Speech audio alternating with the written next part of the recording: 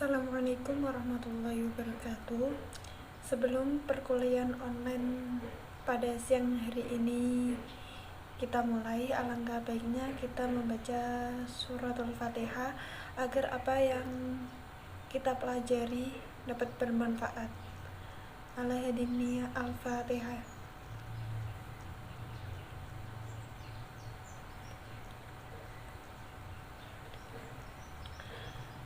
Oke, di sini saya Laila Muhibah dari kelompok 5 dan Mas Muhammad Iqbal Rizky akan menjelaskan sedikit tentang teknik komunikasi dalam konseling rehabilitasi. Yang pertama, apa itu teknik komunikasi? Teknik komunikasi adalah suatu cara yang digunakan dalam menyampaikan informasi dari komunikator ke komunikan dengan media tertentu. Dengan adanya teknik ini, diharapkan setiap orang dapat efektif melakukan komunikasi satu sama lain dan secara tepat menggunakannya. Dalam proses konseling sendiri banyak melibatkan komunikasi, penentuan tujuan, dan pertumbuhan atau perubahan ke arah yang lebih baik. Untuk itu, konselor rehabilitasi perlu memiliki pengetahuan dan keterampilan khusus serta sikap yang dibutuhkan untuk berkolaborasi dalam hubungan profesional dengan penyandang disabilitas. Di sini konselor harus memiliki komunikasi yang baik agar proses konseling dapat berjalan dengan baik sesuai tujuan yang diharapkan. Ada beberapa cara agar komunikasi berjalan efektif. Yang pertama, ucapan yang jelas. Yang kedua, berbicara dengan tegas dan tidak berbelit-belit. 3. Memahami betul siapa yang diajak bicara, hadap, wajah, dan badan. 4. Penyampaian tidak berbelit-belit, jujur, dan terbuka. 5. Sampaikan dengan bahasa penerima. 6. Menyampaikan dengan kemampuan dan kadar akal penerima. 7. Sampaikan secara global dan tujuannya baru detailnya. 8. Berikan contoh nyata. 9. Sampaikan dengan lembut. 10.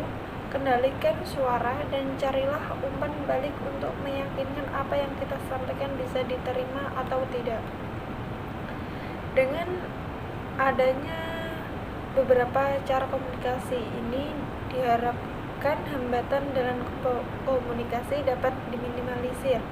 Bukan hanya komunikasi antar individu yang membutuhkan teknik komunikasi, dalam komunikasi kelompok pun juga perlu adanya teknik komunikasi sendiri. Oke, selanjutnya macam-macam teknik komunikasi. Ada 3 macam teknik komunikasi. Yang pertama, teknik komunikasi semi formal. Kedua, teknik pendekatan komunikasi. Yang ketiga, teknik mendengar aktif. Yang pertama yaitu teknik komunikasi semi formal. Dalam teknik komunikasi semi formal ada 4 bagian. Yang pertama, komunikasi informatif. Kedua, komunikasi persuasif. Ketiga, komunikasi bersifat perintah. Yang keempat, komunikasi hubungan manusia. Oke, komunikasi informatif. Komunikasi informatif adalah suatu pesan yang disampaikan kepada seorang atau sejumlah orang tentang hal baru yang diketahuinya. Teknik ini berdampak kognitif, pasalnya komunikasi hanya mengetahui saja. Kedua, komunikasi persuasif. Komunikasi persuasif bertujuan untuk mengubah sikap, pendapat, atau perilaku komunikan yang lebih menekan sisi psikologis komunikan. Penekanan ini dimaksudkan untuk mengubah sikap, pendapat, atau perilaku, tetapi persuasif dilakukan dengan luas, yang mengandung sifat-sifat manusiawi sehingga mengakibatkan kesadaran dan kerelaan yang disertai perasaan senang. Agar komunikasi persuasif mencapai tujuan dan sasarannya, maka perlu dilakukan perencanaan yang matang dengan menggunakan komponen-komponen ilmu komunikasi, yaitu komunikator, pesan, media, dan komunikan, sehingga dapat tercapai pikiran, perasaan, dan hasil yang memuaskan. Yang ketiga, komunikasi bersifat perintah. Komunikasi bersifat perintah atau sering disebut bersifat ancaman, sanksi, dan lain yang bersifat paksaan, sehingga banyak orang yang dijadikan sasaran melakukannya secara terpaksa. Biasanya teknik ini bersifat menakut-nakuti atau menggambarkan resiko yang buruk serta tidak luput dari kepentingan untuk meraih kemenangan dalam suatu konflik perdebatan dengan menepis argumentasi yang lemah kemudian dijadikan untuk menyerang lawan. Yang terakhir, hubungan manusia. Hubungan manusia merupakan hubungan manusia antara manusia dengan manusia. Namun dalam kaitannya hubungan manusia tidak hanya dalam hal komunikasi saja, namun di dalam pelaksanaan terkadang nilai-nilai komunikasi serta unsur-unsur kejiwaan yang amat mendalam. Hubungan manusia pada manusia umumnya dilakukan untuk menghilangkan hambatan-hambatan komunikasi, meniadakan salah pengertian, dan mengembangkan tabiat manusia. Mungkin itu yang dapat saya sampaikan. Selanjutnya akan dijelaskan oleh Mas Muhammad Iqbal Rizky. Wassalamualaikum warahmatullahi wabarakatuh. Assalamualaikum warahmatullahi wabarakatuh. Di sini saya akan meluncurkan presentasi apa yang telah disampaikan oleh Mbak Laili. Langsung saja, teknik pendekatan komunikasi nomor 2. Teknik pendekatan komunikasi adalah untuk melakukan hubungan biasanya digunakan pula teknik pendekatan, yaitu pendekatan emosional dan pendekatan sosial budaya. Nah, di pendekatan emosional, dalam pendekatan ini mempertaruhkan kepercayaan komunikan terhadap fakta pesan yang sampaikan. Nah, tekniknya bertujuan untuk membujuk atau merayu dengan hal yang menguntungkan atau menjanjikan harapan. Pada umumnya, emotional approach ini menggunakan konseling sebagai senjata yang ampuh, baik secara langsung maupun tidak langsung. Hal ini bertujuan agar pesan bisa secara langsung menyentuh perasaan. Nah, yang B, pendekatan sosial budaya.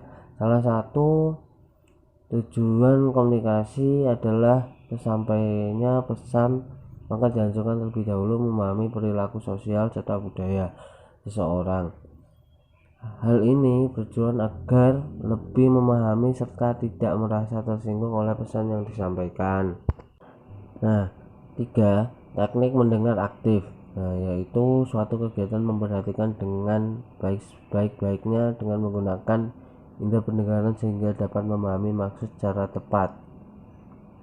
Nah, di sini ada 2, mendengar secara evaluatif dan mendengar secara proyeksi. Nah, untuk mendengar secara evaluatif, ketika mendengar pembicaraan, pendengar berupaya mendengarkan sambil mengadakan evaluasi terhadap kata-kata yang diucapkan pembicara. Nah, hal ini disampaikan kembali kepada pembicara dalam berbagai macam bentuk, yaitu menolak, menyetujui, menyanggah, atau mendukung isi pembicaraan. Nah, yang B, mendengar secara proyeksi. Mendengar berusaha memproyeksikan dirinya ke alam pikiran. Pembicara pendengar berusaha memahami pandangan dari pembicara sampai berbicara selesai, dan pendengar memahami setiap arti kata dari pembicara. Nah, oke, yang C, yaitu manfaat teknik komunikasi dalam konseling rehabilitas. Nah, Dalam proses konseling tidak terlepas dari komunikasi timbal balik antara konselor dan klien. Komunikasi di sini diartikan sebagai proses penyampaian informasi dari satu pihak ke pihak lain. Oke, untuk manfaatnya itu pesan yang ingin kita sampaikan dapat disampaikan dengan baik kepada konseli. Kedua, konseli dapat menerima pesan dengan baik sesuai apa yang kita harapkan. Tiga, menghindari kesalahpahaman antara konseli dan konselor. Empat, konflik dan permasalahan dapat diselesaikan dengan cepat. Oke, sekian dan terima kasih. Wassalamualaikum warahmatullahi wabarakatuh.